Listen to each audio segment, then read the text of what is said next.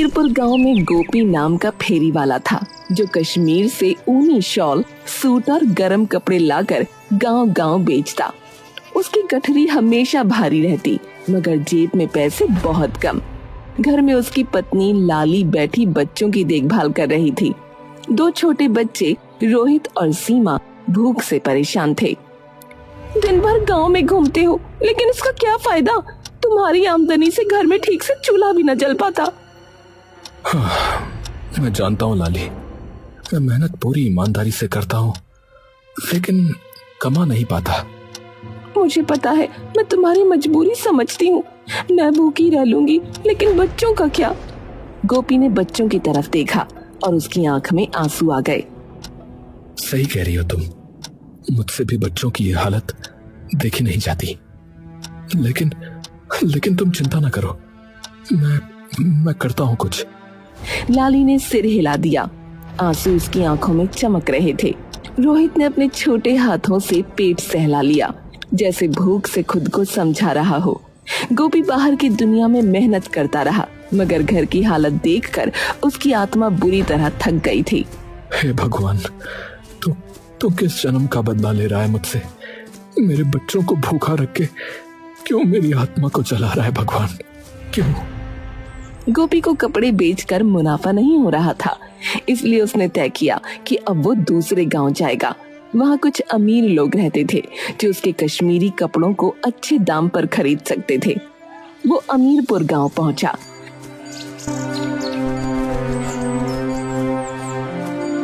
कपड़े ले लो, कपड़े, सर्दियों के दिनों के गरम कपड़े ले लो। आवाज लगाते लगाते वो थककर एक पेड़ के पास बैठ गया। यहाँ वहाँ देखने लगा। तभी वहाँ एक आदमी आता है।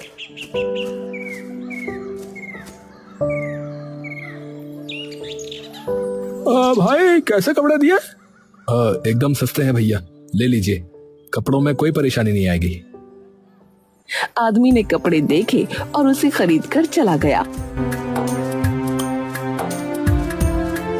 धीरे धीरे गोपी के कपड़े बिकने लगे। वो सबसे प्यार से पेश आता और कपड़े बेचता। अब उसके घर की हालत थोड़ी थोड़ी ठीक होने लगी। लाली ये लो आज की कमाई। अरे वाह, आज तो अच्छी आमदनी हुई है। हाँ लाली, अब से मेरे बच्चे भूखे नहीं सोएंगे और भगवान ने चाहा तो तुम्हारा इलाज भी हो जाएगा। भगवान का लाख लाख शुक्र है। गोपी और लाली खुश थे। उसकी ईमानदारी से गांव भर में उसकी पहचान बन गई। लेकिन राजू और हरिया जो कपड़े बेचते थे अब नुकसान में थे। राजू लालची था जबकि हरिया भोला भाला। ए हरिया सुन, जब से ये आया है तभी से हमारा धंधा पूरा चौपट हो गया नहीं? अरे भाई, तो वो अपनी मेहनत से कमा रहा है, तुम भी कमाओ, किसने रोका है? दिन ब दिन राजू और हरिया की कमाई घटती जा रही थी और गोपी की बढ़ती।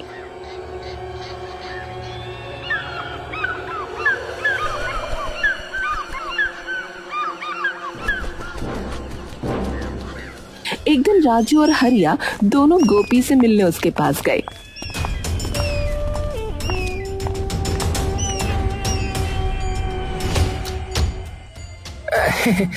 भाई, इस गांव में नए लगते हो, कौन से गांव के हो? जी भाई, पास के ही गांव बीरपुर का रहने वाला हूँ भैया। बढ़िया है भाई, और बताओ कैसा चल रहा है धंधा है? अरे कैसा चल रहा है क्या मतलब है? अरे अच्छा ही चलेगा भाई। है भाई ने तो हमारे धंधे को भी पीछे छोड़ दिया भाई। नहीं भाई, ऐसा कुछ नहीं है, बस भगवान का आशीर्वाद समझ लो। राजू और हरिया की गोपी से दोस्ती हो गई, पर राजू मन ही मन उससे जलने लगा।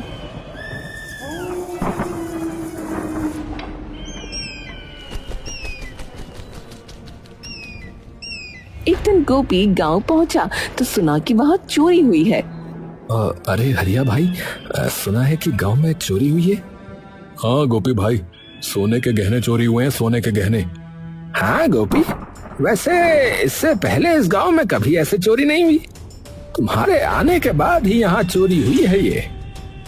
इतना बोल राजू वहाँ से चला गया। राजू की बातें सुन गोपी थोड़ा अवाक रह गया, लेकिन कुछ बोला नहीं, बस सोचने लगा। तभी हरिया बोला, अरे गोपी, राजू की बात का बुरा मत मानना, वो तो बस ऐसे ही मजाक कर रहा है।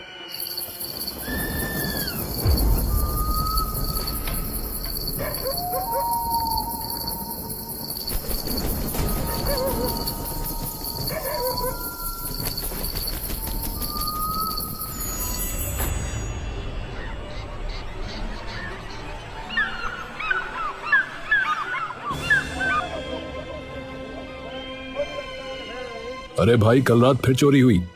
अब गांव जो है असुरक्षित हो गया है। बच्चे डरते हैं, औरतें रात में नहीं सो पा रही हैं। हाँ, सच कह रहे हो भैया। कौन करेगा ये काम, कोई अंदाजा नहीं लग रहा है। अब तो बच्चों को भी रात में नींद नहीं आती। देखो भैया, चोरी कोई साधारण आदमी नहीं कर सकता है, कोई नया आदमी ही कर सकता है जो लालची हो। हाँ, सही कह रहा भैया, सही कह रहा बिल्कुल। गोपी को समझ आ रहा था कि राजू का इशारा उसकी तरफ है, लेकिन गोपी उसे बिना कुछ कहे वहां से चला गया। लेकिन इस बार उसने ठान लिया कि आज रात वो पहरा देकर सच्चे चोर को पकड़कर दूध का दूध और पानी का पानी करेगा। बस आज की रात और असली चोर सबके सामने होगा।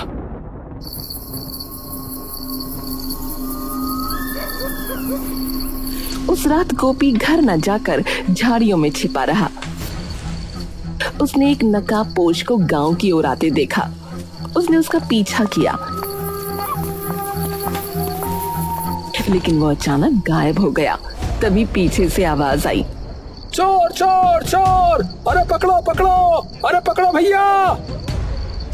गोपी ने पीछे मुड़कर देखा तो कुछ गांव के लोग और राजू चिल्लाते हुए उसके पास आ गए।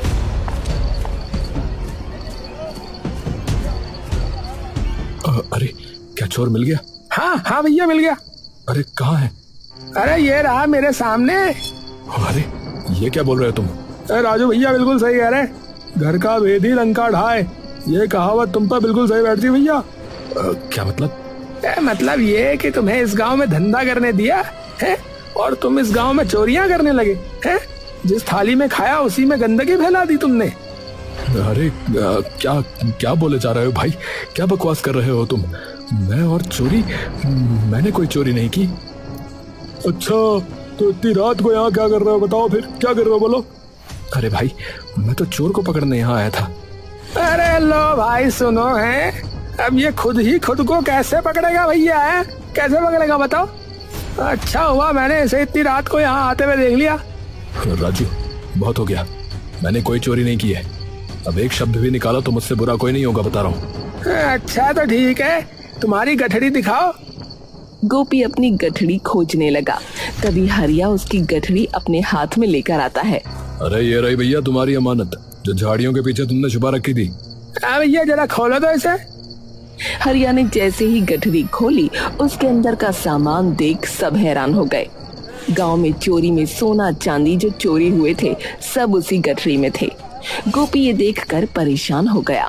अरे ये मेरे नहीं है, मैंने कुछ नहीं किया भैया। अच्छा, तुम्हारे नहीं है? तुमने कुछ नहीं किया तो ये सब चोरी का सामान तुम्हारी गठड़ी में कैसे आया बताओ? मुझे नहीं पता भैया, सच कह रहा हूँ, मुझे नहीं पता। अरे भैया देख क्या रहे हो, मारो इस चोर को। हमने गरीब समझकर तुम्हें यहाँ पेट पालने दिया और तुमने हमारा ही गला काट दिया भैया। अरे सही कहा, निकालो इसे गांव से मार मार के। सबकी बातें सुन गोपी की आंखों में आंसू आ गए। वो सबको समझाता रहा कि उसने कुछ नहीं किया, लेकिन कोई उसकी बात सुनने को तैयार नहीं था। उसे इस गांव से धक्के मार कर निकाल दिया गया। राजू और हरिया आंखों आंखों में इशारा करके खुश हो रहे थे। अरे देखा हरिया, मैंने कहा था ना, गोपी पे इल्जाम लगाना सबसे ज्यादा आसान होगा। अब तो गांव से निकल ही गया वो बेचारा। हाँ लेकिन अरे यार तू फालतू सोच मत, काम बन गया ना अपना, अब गांव में कोई शक भी नहीं करेगा हम पे। चोरी का इल्जाम लेकर गोपी आखिरकार थका हारा अपने घर पहुंचा। दरवाजे पर खड़ी उसकी पत्नी लाली उसे देखती ही रह गई। चेहरे पर धूल, आंखों में थकान और मन में गहरा आघात था। गोपी, ये कैसी हालत बना ली है? क्या हुआ है? लाली, मैं तो बस सच साबित करना चाहता था, लेकिन गांव वालों ने तो उल्टा मुझे ही चोर कहकर गांव से निकाल दिया। पर ऐसा क्यों? तुम तो दिन रात मेहनत करते हो। यही तो नहीं समझ पा रहा हूँ लाली। लगता है कोई जानबूझकर मुझे फंसा रहा है। गोपी बच्चों को गले लगाकर टूट चुका था, मगर उनकी मासूमियत ने उसे संभाल लिया। चोरी की चर्चा पूरे गांव में फैल गई।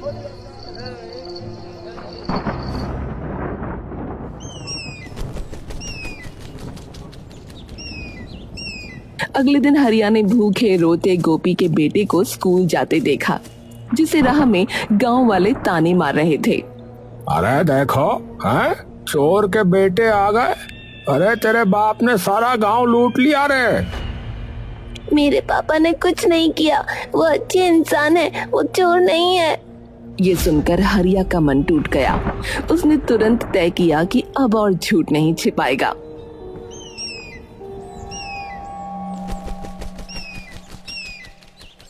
अगली सुबह गांव की चौपाल पर हरिया खड़ा हुआ। सब गांव वाले इकट्ठा थे। भाइयों, मैं एक सच बताना चाहता हूँ। गोपी चोर नहीं है। हैं? गोपी चोर नहीं है? क्या गोपी चोर नहीं है? क्या कहा? गोपी चोर नहीं है? तो भैया फिर चोरी कौन कर रहा था भैया? असली चोर राजू है। उसने मुझे लालच देकर झूठ बोलने पर मजबूर भी किया भैया। गांव वाले दंग रह गए। सबकी नजरें राजू पर टिक गईं। अरे झूठ है ये। मैं चोर नहीं हूँ भैया। अरे चुप, तूने गांव का भरोसा तोड़ा है बे। गुस्साए गांव वालों ने राजू को धक्के मारकर चौपाल से बाहर निकाल दिया। गांव वाले शर्मिंदा होकर गोपी को ढूंढने गए और माफी मांगकर उसे वापस गांव में बुलाया। गोपी की आंखों में आंसू थे, लेकिन अब राहत भी थी। भैया मैं तो बस मेहनत करना चाहता था, कभी चोरी का नाम तक नहीं लिया मैंने। भैया माफ कर दो गोपी भाई, हमसे जो है भारी भूल हो गई है। गोपी जब गांव अपने घर पहुंचा और उसने लाली को सब बताते हुए तो दरवाजे के पीछे से उसका छोटा बेटा बाहर भागकर आया। उसकी आंखें लाल थीं और चेहरा मासूम आंसुओं से भीगा हुआ। सुन लो सब लोग, मेरा बाप चोर नहीं है, वो चोर नहीं है। पूरा गांव सन्न रह गया। औरतें अपने पल्लू से आंसू पोंछती हैं। गोपी की पत्नी दरवाजे की चौखट पर खड़ी कांपती आवाज में बोली, देखो गांव वालों, हम भूखे सो गए, लेकिन मेरे गोपी ने कभी किसी का हक नहीं छीना। तुम सबने उसे चोर कहा, पर असली चोर सामने आ गया। अब गोपी कश्मीरी कपड़ों की गठरी लेकर निडर होकर गांव में आता जाता था। धीरे धीरे उसकी पहचान लौट आई और लोग उसे ईमानदार गोपी कहकर पुकारने लगे। अरे गोपी, अरे तुम्हारे हाथ की चुनी हुई शाल तो और कहीं मिलती ही नहीं भैया। और सबसे बड़ी बात, अब हम निश्चिंत हैं कि तुम जैसा आदमी हमारे गांव में है भैया। इसी बीच वहाँ पर हरिया आता है। अरे गोपी भाई, अब तो सब ठीक हो गया, सच सामने आ ही गया। तुम्हें देखकर अच्छा लगा भाई। हाँ हरिया, सच की राह चाहे लंबी हो, पर जीत उसी की होती है। सच है भाई, मैं भी उस समय मजबूर था, पर अब चैन मिला कि तुम्हारा नाम साफ हो गया। लेकिन कुछ ही दिनों बाद गांव में फिर से चोरियां होने लगीं। हर रात किसी न किसी घर से पैसे और सामान गायब हो जाते। सब हैरान थे कि अगर राजू को निकाला जा चुका है तो ये चोरी कौन कर रहा है। गांव वालों की निगाहें फिर से गोपी की ओर मुड़ी। अरे फिर कहीं वो गोपी ने ही तो कुछ नहीं किया। अरे बस करो, पिछली बार भी तुम सबने बेगुनाह को बदनाम किया। लेकिन भाई सच तो जानना ही होगा ना, है ना भाई? अगर राजू यहाँ नहीं है तो ये काम कौन कर रहा है फिर? गोपी मन ही मन सोचने लगा। इस बार चाहे कुछ भी हो जाए, लेकिन चोर का पता मैं लगा के रहूंगा। एक रात गांव के हर घर के दरवाजे बंद थे। सिर्फ गोपी जाग रहा था, क्योंकि उसे यकीन था कि आज भी चोरी होगी। वो अंधेरे में छुपकर चौकन्ना बैठा था। आज तो आर या पार की लड़ाई होगी। अचानक एक परछाई सरकती हुई नजर आई। कोई आदमी नकाब पहने दीवार फांदकर भीतर जा रहा था। गोपी दबे पांव उसके पीछे पीछे चल पड़ा। ये नकाबपोश आखिर कौन हो सकता है? चल गोपी, आज इसके चेहरे से नकाब हटाना ही होगा। चोर झोली में सामान भर रहा था। तभी गोपी का पैर पत्तों पर पड़ा और हल्की सी चरमराहट हुई। नकाबपोश ने झट से सर घुमा लिया। उसकी आंखें चमक उठी। कौन है वहाँ? तुम कौन हो? चोर भागने लगा। गोपी भी पीछे दौड़ा। अंधेरी गलियों से होते हुए दोनों नदी किनारे पहुंच गए। नकाबपोश का पैर फिसला और उसका नकाब ढीला हो गया। गोपी ने झपट्टा मारकर नकाब पकड़ लिया। ये तुम? चांद बादलों से निकला और चेहरा साफ हो गया। गोपी की आंखें फटी की फटी रह गईं। नकाब के पीछे वही शख्स था जिस पर कोई कभी शक नहीं करता था। तू निकला असली चोर। हाँ, ये सब तू ही कर रहा था। हाँ। गोपी के रोंगटे खड़े हो गए। चोर अंधेरे में भाग निकला और गोपी नदी किनारे अकेला खड़ा रह गया। अगली सुबह गांव वाले फिर इकट्ठा हुए। रात को फिर चोरी हुई थी और अब सबकी नजरें गोपी पर थीं। लेकिन इस बार गोपी की आंखों में डर के साथ साथ गुस्सा भी था। वो चाहकर भी उस आदमी का नाम नहीं ले पा रहा था। गोपी, मान ले कि तू ही चोर है। नहीं, चोर मैं नहीं हूँ, चोर कोई और है। क्या मतलब? आखिर तू कहना क्या चाहता है रे? मैं बस इतना कहना चाहता हूँ कि मैं उसका नाम नहीं ले सकता। भीड़ सन्न रह गई। सबकी आंखें एक दूसरे पर टिक गईं। अब सस्पेंस और गहरा हो चुका था क्योंकि गोपी ने नाम लेने से इनकार कर दिया था।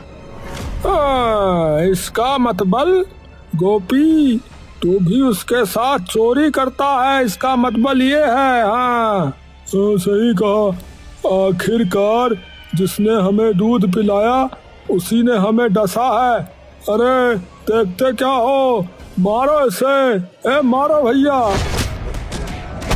लोग गोपी को मारने लगे लेकिन गोपी फिर भी चुप रहा। तभी भीड़ से एक आवाज जोर से आई। लोगों ने देखा तो एक बच्चा व्हील चेयर पर बैठा हुआ आगे बढ़ रहा था। रुको, गोपी चाचा ने कुछ नहीं किया, ये सब मेरे पापा हरिया ने किया है। अब सबके होश उड़ गए थे। हरिया, जिसे सब भोला भाला समझते थे, ये वही असली चोर निकला। मैं सही कह रहा हूँ, गांव में हुए सभी चोरी के पीछे मेरे पापा का हाथ था। गोपी, क्या तुम्हें ये पता था? हाँ। तो तुमने हरिया का नाम क्यों नहीं बताया भैया? तभी वहां पर हरिया आता है। हाँ, मैं ही असली चोर हूँ और मैंने ही राजू को फंसाया और अब गोपी को भी फंसाना चाहता था, लेकिन मेरे इस बेटे ने मेरी आंखें खोल दी। हरिया अपने बेटे के पास बैठा और उसे अपने गले लगा लिया। हाँ, आप सबका गुनहगार मैं हूँ। गोपी का इसमें कोई हाथ नहीं है। जो भी सजा देनी है आप मुझे दीजिए। हरिया की बातें सुन सबके मन में गुस्सा था, लेकिन कहीं ना कहीं मन में संवेदना भी थी। हरिया रोते हुए गोपी के पास जाता है। गोपी भाई, मैं तुम्हारा गुनहगार हूँ, तुम जो सजा देना चाहो दे सकते हो भैया। नहीं हरिया, तुम्हारी जगह मैं भी होता तो शायद मैं भी ऐसा ही कुछ करता। माना कि तुम्हारा रास्ता गलत था, लेकिन ये सब तुमने अपने बच्चे के प्यार के लिए किया। गोपी की बातें सुनकर सबकी आंखों में आंसू आ गए। भाइयों, हरिया ने अपनी गलती मान ली है। अब हमारी बारी है। इस बच्चे के इलाज के लिए जितना हो सके हम सब मदद करेंगे। गोपी की बातें सुनकर सबने हाँ में हामी भरी। हरिया सबका प्यार देख भावुक हो गया और उसने गोपी को गले लगा लिया। धन्यवाद मेरे भाई, धन्यवाद। तुम्हारा जैसा अगर कोई दोस्त हो तो वो पत्थर को भी हीरा बना देता है भाई। तुम मेरी दुनिया के पारस हो मेरे भाई, पारस हो। अब गोपी पूरे गांव का हीरो बन चुका था। गोपी की आंखों में आंसू थे, लेकिन अब बोझ नहीं था। उसके माथे से चोरी का कलंक मिट चुका था। सारे गांव वालों ने मिलकर चंदा इकट्ठा करके हरिया के बेटे का इलाज शुरू करवा दिया। इसीलिए कहा जाता है, गांव देहात में आज भी एकता की कई मिसालें देखने को मिल जाती हैं। प्यार, भाव और मिलनसार जीवन हमें गांव से सीखना चाहिए।